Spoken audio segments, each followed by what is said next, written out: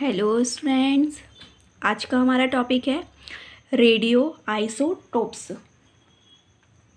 यह MSc zoology के students के लिए इम्पॉर्टेंट टॉपिक है। यह एमएससी जूलॉजी सेकेंड सेमेस्टर के जो स्टूडेंट्स हैं उनका जो पेपर 3 है उसका इम्पॉर्टेंट टॉपिक है। तो वीडियो पर लास्ट तक बने रहिएगा बिना स्किप किए। तो इसका इंट्रोडक्शन हम देखेंगे। विकिरण विज्ञान का उद्देश्य जैविक तंत्र पर रेडिएशन के प्रभावों का अध्ययन एवं मानव के लिए इसके लाभदायक अनुप्रयोग से संबंधित है। सेल्स में मेटाबॉलिक पाथवे के अध्ययन रेडियो आइसोटोप्स का उपयोग किया जाता है। इसके अलावा इसका उपयोग न्यूक्लिक एसिड या रेडिएशन के प्रभावों के अध्ययन पर भी किया जाता है। नेक्स्ट टॉपिक है हमारा डेफिनेशन। किसी तत्व के ऐसे समस्थानिक जिनके न्यूक्लियस स्वतंत्र विघटित होकर रेडियो एक्टिव रेस उत्सर्जित होते हैं उसने रेडियो आइसोटोप्स कहते हैं। Next topic radiation and it's source.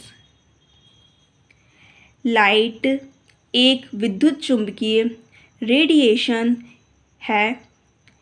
इनके लक्षण एक समान होते हैं लेकिन ऊर्जा की दृष्टि से अलग अलग होते हैं। जैसे रेडियो वेव्स में एक्सरे की तुलना में कम ऊर्जा होती है। अल्ट्रा वायलेट रेस में वाई रेस की तरह ऊर्जा बढ़ती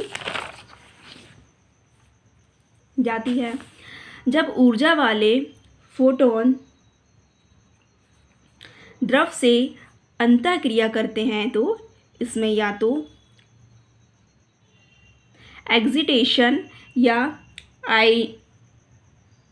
आयनीस्टेशन होता है। यूवी रेस में उच्च ऊर्जा वाले फोटोन होते हैं जो परमाणु में एक्सिटेशन को इंक्लूड करते हैं। इसकी उत्तेजना ऊर्जा शोर से कम होने के कारण ये ऑनाइजेशन करने में अक्षम्य होते हैं। नेक्स्ट टॉपिक हम देखेंगे सोर्स ऑफ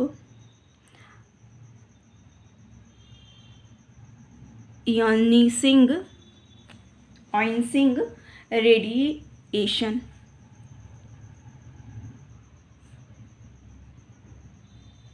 आयनिंग रेडिएशन के स्रोत प्राकृतिक व अप्राकृतिक दोनों हैं। नेचुरल सोर्स द्वारा कॉस्मिक रेस व एक्स रेस का उत्सर्जन होता है। एक्स रेस की उत्पत्ति ग्राफिकल सोर्स से की जाती है। नेक्स्ट टॉपिक हमारा radio active units. Radio active क्षय की मूल इकाई क्यूरी कहलाती है। आइसोटोप की वह मात्रा जिसमें 3.7 × 10/10 विधन 1 सेकेंड होता है। एक क्यूरलेक कहलाती है सामान्यतः मिली क्यूरी। एक क्यूरी कहलाती है सामान्यतः मिली क्यूरी तथा मिक्रो क्यूरी यूनिट्स को उपयोग में लिया जाता है। नेक्स्ट टॉपिक है हमारा rate of radio active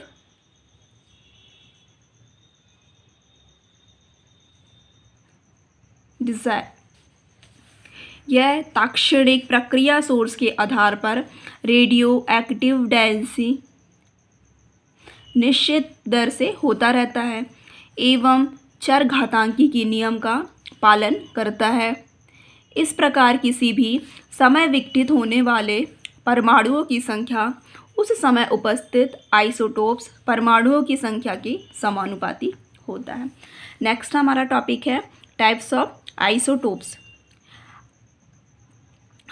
isotopes मुख्यतः 2 प्रकार के होते हैं। फर्स्ट है स्टेबल आइसोटोप्स, सेकेंड है अनस्टेबल आइसोटोप्स। अब इनको हम डिटेल में देखेंगे जिसमें हम फर्स्ट देखेंगे स्टेबल आइसोटोप्स। स्टेबल आइसोटोप्स की संख्या कम होती है। जो स्टेबल आइसोटोप्स होते हैं उनकी संख्या कम होती है। सेकेंड है अनस्टेबल आइसोटोप। अनस्टेबल आइसोटोप्स अस्थायी होते हैं क्योंकि इसमें बराबर क्षय होता रहता है। इन्हें रेडियो आइसोटोप्स भी कहते हैं।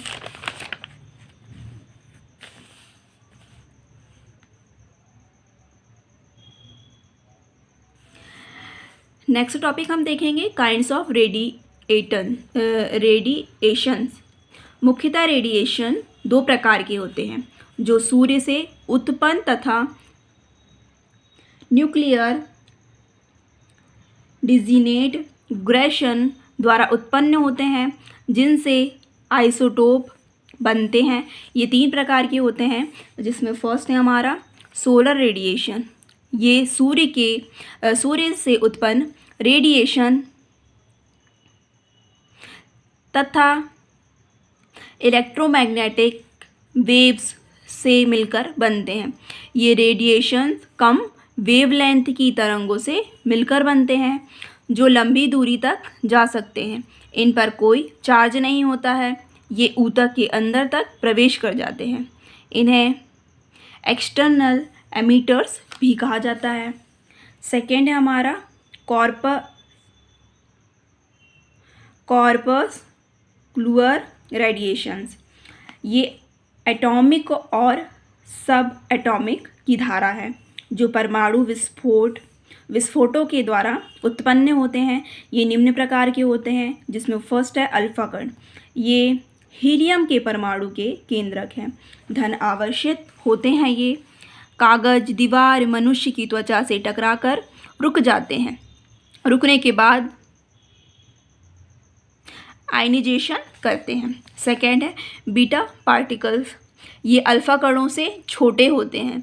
ये अधिक गति के इलेक्ट्रॉन्स हैं।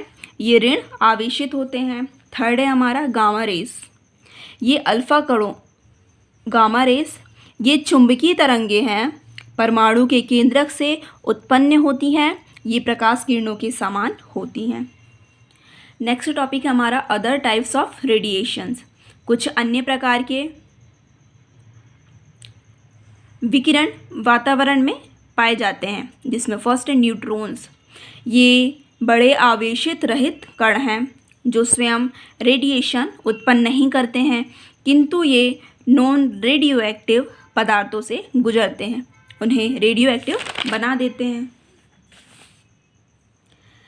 नेक्स्ट है एक्स रेज। ये विद्युत चुंबकीय किरणें हैं, जो गामा रेज से काफ़ी समानता रखती हैं, किंतु ये रेडियो एक्टिव पदार्थ के परमाणु की बाहरी इलेक्ट्रॉन कक्षा से निकलती हैं। नेक्स्ट है कॉस्मिक रेज। ये रेज विद्युत चुंबकीय तथा कार्पस्क्यूलर का मिश्रण है। इसमें अल्फा तथा बीटा तथा गामा रेज होती हैं। ये बाहरी आंतरिक से विकसित होती हैं। नेक्स्ट है बैकग्राउंड रेडिएशंस। कॉस्मिक रेज पृथ्वी पर आकर जल तथा मृदा में मौजूद नेचुरल रेडिएटिव आइसोटोप्स से टकराकर रेडिएशन उत्पन्न करती हैं, जिन्हें बैकग्राउंड रेडिएशन कहते हैं। नेक्स्ट टॉपिक हम देखेंगे applications of radio isotope. Radio isotopes का निम्न क्रियाओं के अध्ययन के लिए उपयोग किया जाता है। रेडियो आइसोटोप्स का निम्न क्रियाओं के अध्ययन के लिए उपयोग किया जाता है, जिसमें फर्स्ट है उपापचयी पथ को निर्धारित करने में, मेटाबायोटिक पाथवे के विभिन्न जैव रासायनिक पदों को ज्ञात करने और उनका क्रम निर्धारित करने में रेडियो एक्टिव हाइड्रोजन का उपयोग करते हैं। नेक्स्ट है enzyme and ligand binding studies. Cells के अंदर होने वाली किसी भी जैव रासायनिक क्रिया के अमापन में रेडियो आइसोटोप्स के अनुरेखण विधि का प्रयोग किया जाता है। रेडियो ट्रैकर युक्त एंजाइम अनुरेखण की मदद से एंजाइम क्रिया की विधि का तथा लिगैंड बाइंडिंग का अध्ययन किया जा सकता है। नेक्स्ट देखेंगे location of sites of synthesis of organic compounds. Radio isotopes की सहायता से सेल्स अथवा सेल्स ऑर्गेनेला में विभिन्न ऑर्गेनिक कंपाउंड के संश्लेषण स्थानों को निर्धारित किया जा सकता है। Next isotope dilution study. Cell में अति सूक्ष्म मात्रा में पाए जाने वाले जिन यौगिकों व तत्वों का आय विधियों द्वारा मापन संभव नहीं है, आइसोटोप डिल्यूशन विधि द्वारा उनकी मात्रा का पता लगाया जा सकता है। नेक्स्ट हम देखेंगे इन एग्रीकल्चर, पौधों में मूल तंत्र द्वारा आयंस को ग्रहण का अध्ययन रेडियो आइसोटोप द्वारा किया जाता है। कृषि के क्षेत्र में फसल उत्पादन को बढ़ाने के लिए भी रेडिएशन का उपयोग किया जाता है। नेक्स्ट हमारी हेडिंग है reference, tools and techniques biology book by doctor QJ Sammi. तो अगर आपको ये वीडियो पसंद आए हो तो प्लीज़ वीडियो को लाइक करें, शेयर करें, और अगर आप मेरे इस चैनल पर नए हैं तो प्लीज़ चैनल को सब्सक्राइब करें। इसी तरह की वीडियोस आपको आगे भी देखने को मिलेंगी। Thank you.